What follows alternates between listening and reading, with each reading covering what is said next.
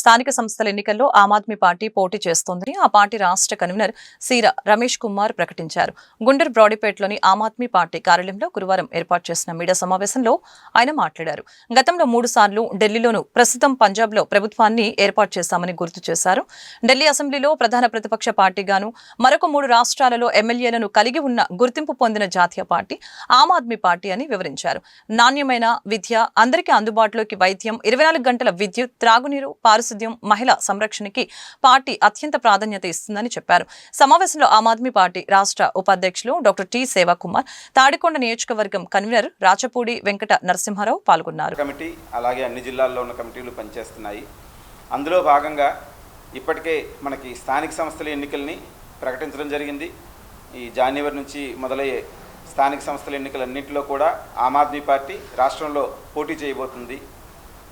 స్థానిక సంస్థల ఎన్నికలంటే మీకు తెలుసు, మొదట మనకి మున్సిపల్ కార్పొరేషన్స్, మున్సిపాలిటీ ఎన్నికలు వస్తాయి. తర్వాత జెడ్పీటీసీ, ఎంపీటీసీ ఎన్నికలు వస్తాయి. ఈ అన్నింటిలో కూడా ఆమ్ ఆద్మీ పార్టీ అభ్యర్థుల్ని నిలబెట్టడంలో ప్రయత్నంలో ఉంది.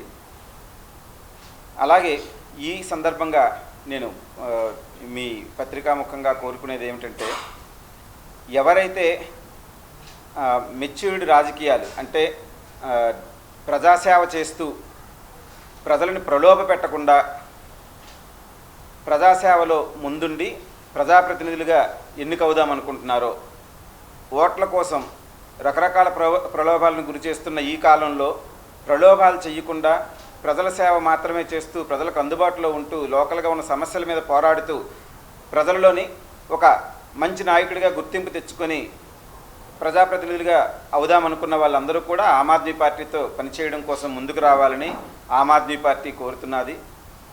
అలాగే మేము మీకు మా కాంటాక్ట్ నెంబర్ కూడా తర్వాత ప్రొవైడ్ చేస్తాము.